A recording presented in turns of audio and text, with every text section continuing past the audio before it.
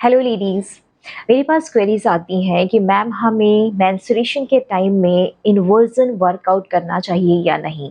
Inversion means जब आपकी body upside down होती है, आपका सर नीचे होता है और आपका पैर ऊपर होता है। देखिए, इसके दो पहलू हैं। एक स्टडीज कहती हैं कि हमें करना चाहिए, दूसरी स्टडीज कहती हैं कि हमें नहीं करना चाहिए। तो पहले हम देखेंगे हमें क्यों नहीं करना चाहिए। जब आप इन्वर्जन में जाते हैं, इट मीन्स आपका सर नीचे और आपका पैर ऊपर होता है। तो क्या होता है, आपकी जो हिप है आपके हार्ट के अबव होती है और आपका हार्ट आपके हेड के अबव होता है।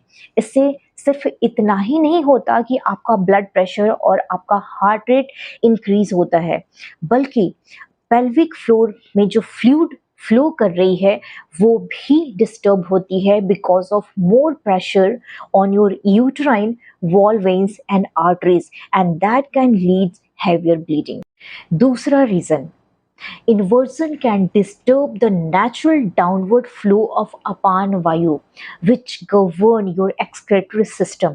जो कुछ भी आप अपनी बॉडी से एलिमिनेट करते हो, चाहे वो आपका पसीना है, आपका यूरिन है, आपका मेंस्ट्रुएशन फ्लूइड है या आपके आंसू है, ये उसका रिस्पॉन्सिबल होता है। और इसकी जो फ्लो होती है हमेशा ही अपवर्ड टू डाउनवर्ड होती है, ऊपर से नीचे की तरफ फ्लो करती है। जब आप इन्वर्जन में जाते हैं तो आपके मेंस्ट्रुएशन फ्लूइड के नेचुरल फ्लो को डिस्टर्ब कर देती है ये।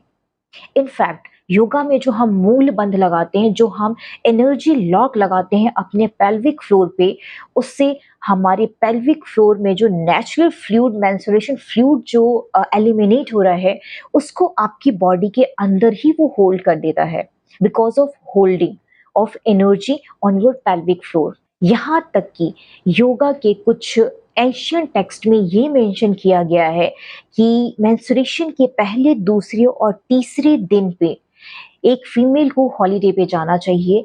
इट मीन्स आपकी बॉडी को रेस्ट चाहिए और रेस्ट दीजिए। अब हम देखते हैं इसका दूसरा पहलू, जो स्टडी ये कहती है कि कोई फर्क नहीं पड़ता आपकी बॉडी के सिस्टम को, जो आपके बॉडी के अंदर चल रही है वो कभी भी डिस्टर्ब नहीं होती आपकी बॉडी के ओरिएंटेशन से या ग्रेविटी से या ग्राउंड से। फॉर एग्जाम्पल, एक इंसान जो सालों से या महीनों से बेड रिडन है, क्या वो यूरिनेट नहीं करता जबकि उसकी बॉडी कितने लंबे समय से हॉरिजॉन्टल पोजीशन पे लाई डाउन है। नेक्स्ट एग्जांपल, जब आपकी बॉडी डाउनवर्ड होती है, इट मीन्स आपका सर नीचे होता है और पैर ऊपर होता है, उस पोजीशन में भी आप सॉलो कर पाते हो।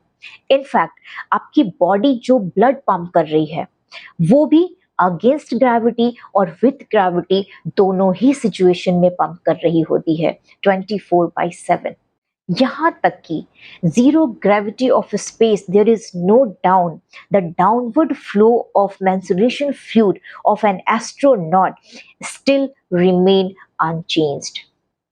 अब मैं ये कहूँ कि अभी आप दोनों ही पहलू को देख चुके हैं, तो आप खुद डिसाइड कीजिए कि आपको करना चाहिए या नहीं करना चाहिए।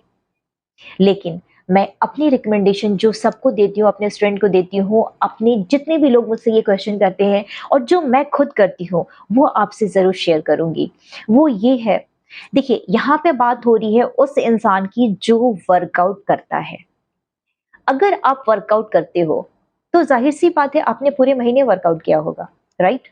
अगर आपने पूरे महीने वर्कआउट किया है और आपके मेंस्ट्रुएशन का साइकिल, जनरली हम जनरल डेटा लेके चलते हैं कि 5 डेज लेके चलते हैं, किसी को 8 डेज का होता है, किसी को 3 डेज का होता है, किसी को 7 डेज का होता है। चलिए हम अब 5 डेज लेके चलते हैं। 5 डेज में से अगर आपने पूरे महीने वर्कआउट किया है और इस 5 डेज मेंस्ट्रुएशन की जो आपके एलिमिनेशन का टाइम है, आपकी बॉडी से कुछ फ्लूइड, कुछ चीज जो बाहर एलिमिनेट हो रही है, एनर्जी आउट हो रही है, उस 5 दिन में से 2 दिन जो बहुत थोड़ा-सा डिस्कम्फर्ट वाला होता है, किसी को हेवियर ब्लीडिंग होती है, किसी को क्रैम्प्स आते हैं, पेन होता है, डिस्कम्फर्ट फील होता है। क्या ये 2 दिन आप अपनी बॉडी को रेस्ट पे नहीं डाल सकते? क्या ही चला जाएगा 2 दिन वर्कआउट नहीं कीजिएगा तो?